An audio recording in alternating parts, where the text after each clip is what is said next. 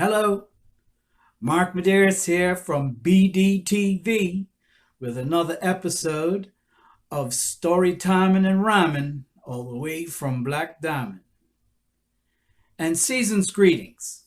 This is going to be Christmas 2020.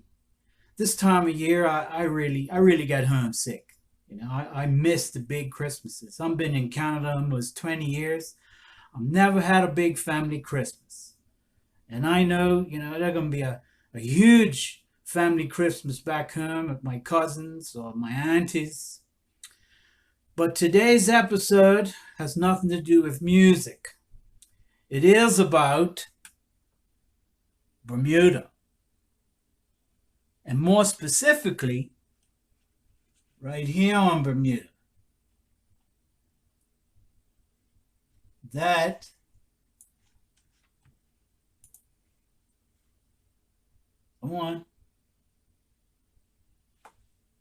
That is Devonshire Bay.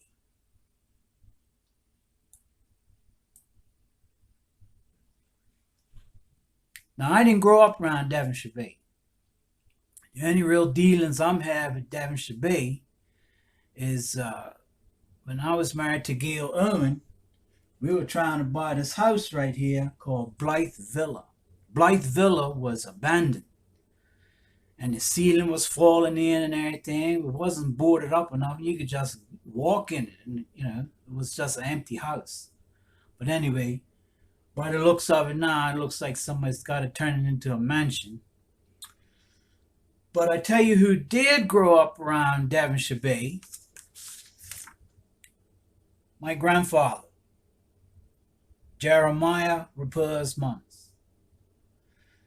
Now, he was raised by his older sister, Mary.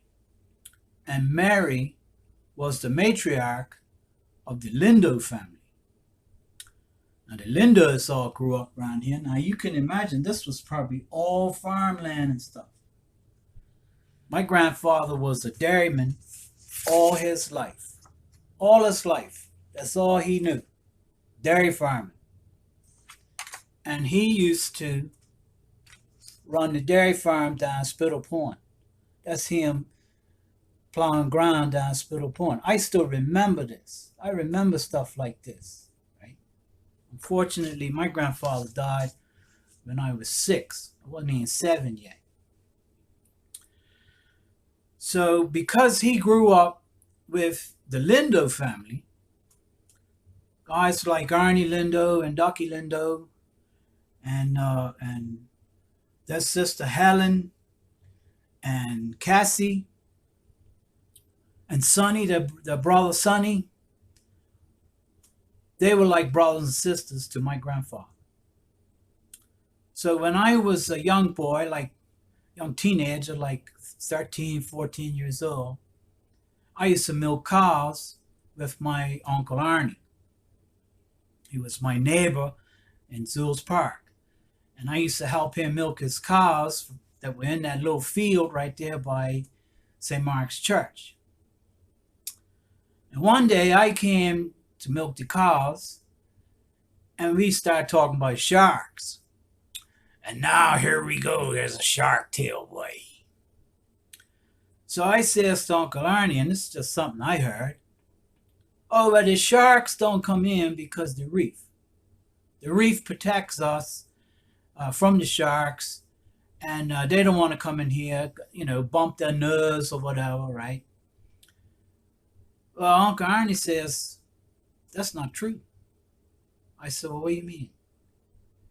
Well, what most people don't know is Devonshire Bay, out here somewhere, was a slaughterhouse. And that's how the Lindo family, like Lindo Family Foods and all that, that's how they got started, was slaughterhouse. So Uncle Arnie tells me just after the war that they were running the slaughterhouse all the time. And on a really busy day, if the tide was just right, and they had a lot of animals to process, this bay would be absolutely full of blood. And here's the reef right here, right? Well, Uncle Arnie said, that reef didn't stop no sharks. Those sharks would come into that bay full of blood and be looking around for meat. Now, I remember when Harry Linda had the slaughterhouse down St. George's. You know where the gate is to go into the cricket club? Well, right across from there, you go up around the north side of St. George's. They had a slaughterhouse out there. That's where my dad used to take all our animals to go get slaughtered. But they had a big trench that used to run from the main building right down into the water. I used to go down there all the time, look, see if I could see sharks. I never saw no sharks. But I can believe, Uncle Arnie, that bay, tide's right, wind's blowing right direction, that bay is going to be full of blood and full of sharks. So he said what they used to do is they would try to encourage the rats to get in the water. So they might throw a little piece of meat or something out there. And this was, they were doing this for fun, right? They get the rats to be swimming across the bay. And then they'd take a big old 303, probably a Lee Enfield, and they'd pop off the rat. And then the sharks would come and eat the rat.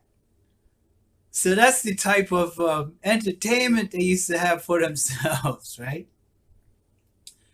But anyway, I'm sure my mate Alan Hill could probably find out where that slaughterhouse was. I'm sure right down in here somewhere, there's going to be some kind of a trench coming off the rocks going into the water. And that was the blood trench. Anyway, I hope you enjoy this episode of Story Timin and Rhymin, all the way from Black Diamond. Take care, everybody. Stay safe. So long. See you next time.